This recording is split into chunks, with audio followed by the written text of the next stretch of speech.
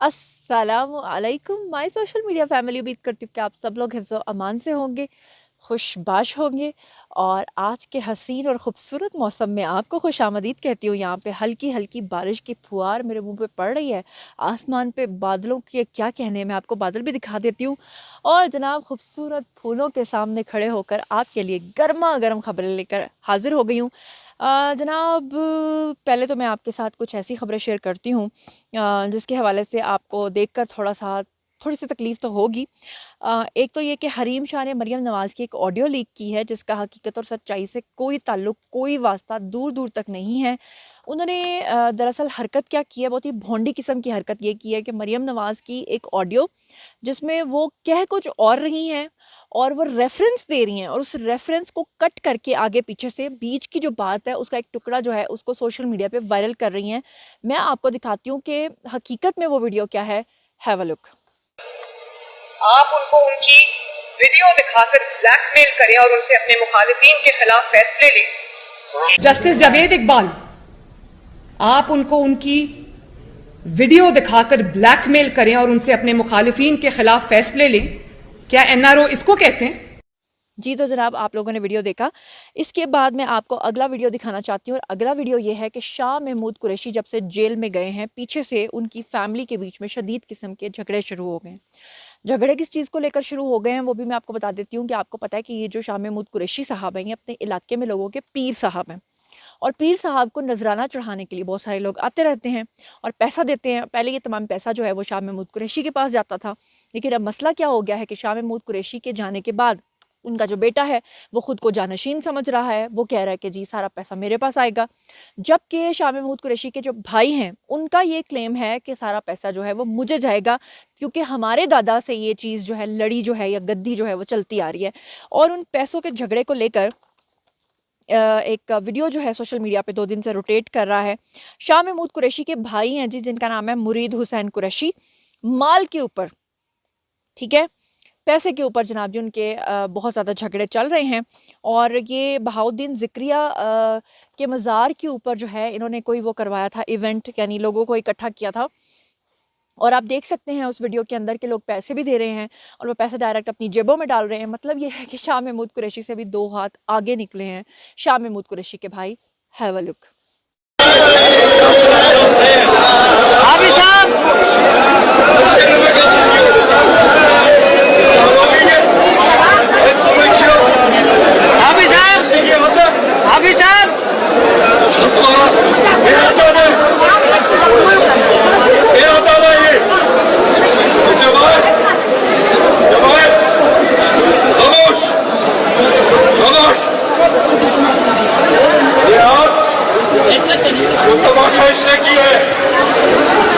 ये लड़का दजाल है, कुरैशी खानदान का। ये दजाल है, कुरैशी खानदान में दजाल पैदा हुए। और सबर, ये सियासत नहीं है, मेरे दादा की मज़ार है। यहाँ तमाशा नहीं चलेगा, इज्जत चलेगी, एहतराम चलेगा। सोच समझ खामोश। मेरे से पहले गुजर कैसे हुए? मैं सजादू सर का बेटा हूँ। मेरे से पहले गुजर कैसे? ओए सिंधी करेगा, हया है, शर्म है, पागल थी गए हो। पीछे करियो, तूने ठगा नहीं थे, तुझे नाम जाति करेगा। थोड़ा सर पीछे करियो, मेरे मौके पे तुम नहीं हो, तुम्हारा तो तुम है, इसको मैंने बनाया, तुम्हें मैंने नहीं बनाया हुआ। तुम्हें जरूरत कैसे की है? तू सकी ने की थी हो सारे कुरैशी नतीजे नफेक्षी अंदर भाई हो गई है। वो चाचा आएगा, चाचा मालिक है इसका। अब बाहर निकल, बाहर निकल। हक नहीं है मैं सीधा मैं जाऊँ, जब तक हमारी सांसें चलती है।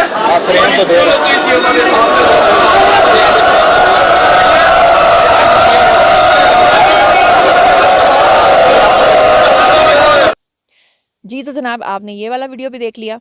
अब इसके बाद मैं आपको बताना चाहती हूँ कि अगर किसी का ताल्लुक पीटीआई से हो और फिर वो बदतमीज़ ना हो, ये फिर पॉसिबल नहीं है। और फिर जब मैं इस तरह की बात करती हूँ तो फिर मिर्चें लग जाती हैं, फिर कहा जाता है कि आपने इस तरह की बात क्यों की। अब मैं क्या करूँ, मेरा काम तो खबर देना है। जब इस तरह की कोई चीज़ आती है तो वो बताना आपको जो है वो मेरा फ़र्ज़ है। अब यहाँ पर जनाब जी एक आपको वीडियो दिखाना चाहती हूँ जिसमें जज साहब जो स्क्रीन पे आपको नज़र आ रहे हैं, बताया जा रहा है कि इनकी मुबैना तौर पे ये मिसेज़ हैं, इनकी बेटियां हैं और ये एवन फील्ड के बाहर जाके नवाज शरीफ के घर के बाहर जो है तूफ़ान बदतमीज़ी बर्पा करके आई हैं। और जब इनके पास सहाफ़ी आया और सहाफ़ी ने पूछा कि आपकी डिग्री किधर है, तो इन्होंने लानतें भेजना शुरू कर दी, बदतमीज़ियाँ करना शुरू कर दी, थर्ड क्लास हरकतें करना शुरू कर दी। तो ये भी देखिए। You should stay there, okay? A little distance, please. Get outside. This is not your jurisdiction, okay? अल्लाह ताला की लानत भेजने के लिए आई हूँ पाकिस्तान से। मेरे मुल्क को खा गए लूट के। अल्लाह ताला तबाह करे इनकी इधर की नस्लें, आइंदा सीधे जहन्नुम में जाएंगे इंशाअल्लाह ताला। आग लगेगी इंशाअल्लाह।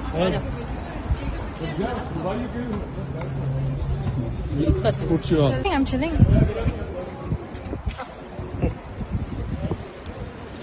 आजा बेटा, तो पागल खाना है, पागल खाना लुटेरों का मुल्क है। दफा यार, दफा यू हो क्या तो एक second These guys don't understand. They're paid. They don't care. They're literally paid. Your Right? pockets are very heavy right They're now, filled. Their pockets are filled. They have course you houses are. in Pakistan. I hope you're enjoying your lifestyle के मुंह नहीं लगते on the tax money of our citizens. जाहिल जाहिल जाहिल जाहिल जाहिल जाहिल जाहिल जाहिल जाहिल। Can I have your name and your name? Because you guys are famous journalists, I'd love to know more about you. कोई मजा नहीं आता आप लोगों के घटिया दिमाग से बात करने का। आप अपने ट्विटर पे देख के नंगी नंगी लड़कियों को देख के दैट इज उनके पाँव पड़ते हैं। That second what's up, what do you guys want? No बेटा जाहिलों के मुंह नहीं लगते, ये तो पैसा खाया हुआ इन्होंने। छोड़ दो छोड़ दो। Pockets ain't empty. अच्छा ये लोग रोज दूसरे नंबर के दो नंबर देखिए, there's a reason I'm not a practicing journalist anymore. It's because जी तो जनाब आपने ये वीडियो भी देखा। अब शेयर करती हूँ आपके साथ अगली खबर। अगली खबर क्या है कि इकरामुल्लाह नियाज़ी जो हैं उनके हवाले से खबर है और ख़बर जो है वो भी मैं आपको बताती हूँ। तो जनाब आपके साथ मैं ख़बर शेयर कर लेती हूँ कि इमरान नियाज़ी साहब वल्द इकरामुल्लाह नियाज़ी साहब जो हैं उनका एक और बहुत बड़ा स्कैंडल जो है वो मंजर आम पर आ गया है। पीछे डक्स बोल रही हैं और कह रही हैं हाँ आ गया है। शेखुपुरा का इलाका है जी, जिसका नाम है फ़िरोज़ वाला। वहाँ पे साबिक आईजी पंजाब शाह नज़ीर आलम साहब हैं, उनकी एक बेवा हैं और जनरल रिटायर्ड शाह आरिफ आलम की सुतेली वालदा हैं जिनका नाम है निगहत इरम।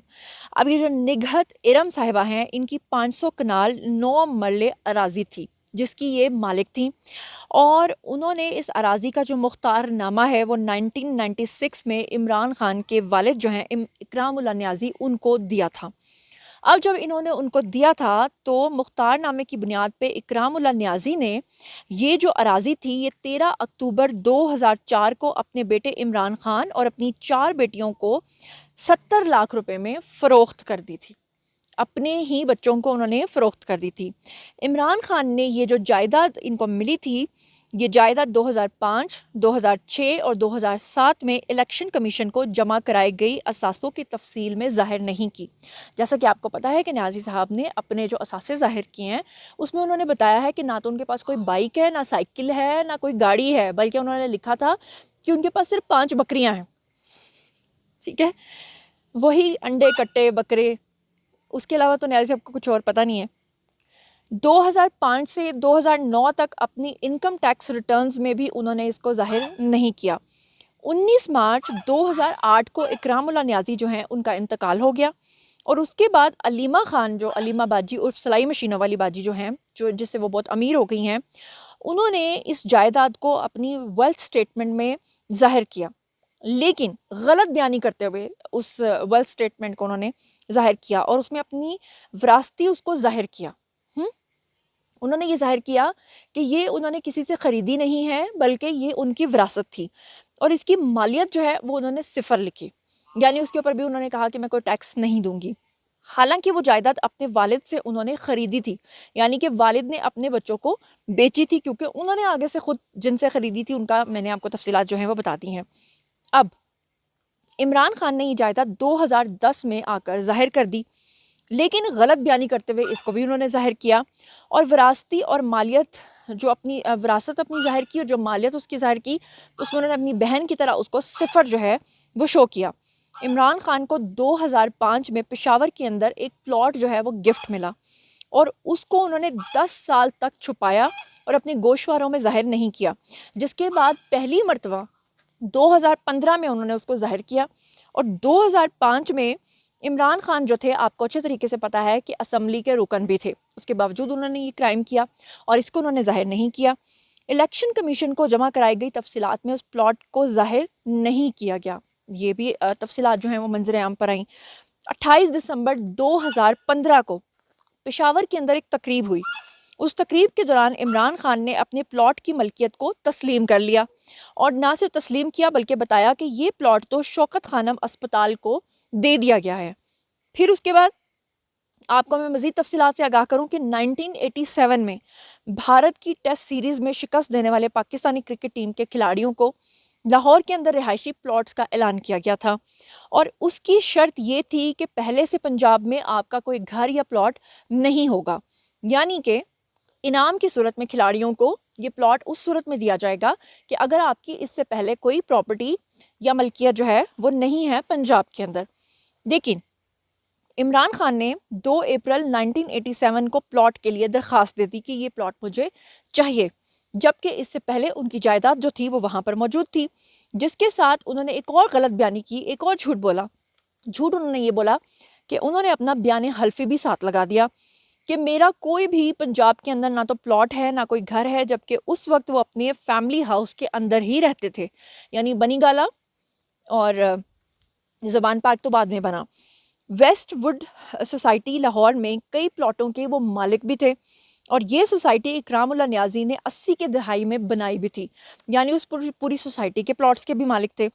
उन डाकुओं ने फ्रॉड के बावजूद जनाब जी क्या किया कि वो जो लोग थे, यानी जिनके साथ इन्होंने साजबाज की थी, उन्होंने अदलिया ने और कुछ लोगों ने मिलकर सादिक और अमीन भी न्याजी साहब को बना दिया और वो प्लॉट भी उनको अलॉट कर दिया। सवाल ये पैदा होता है कि क्या न्याजी साहब जो हैं, क्या वो इस काबिल थे कि उनको सादिक और अमीन जो है वो बनाया जाता?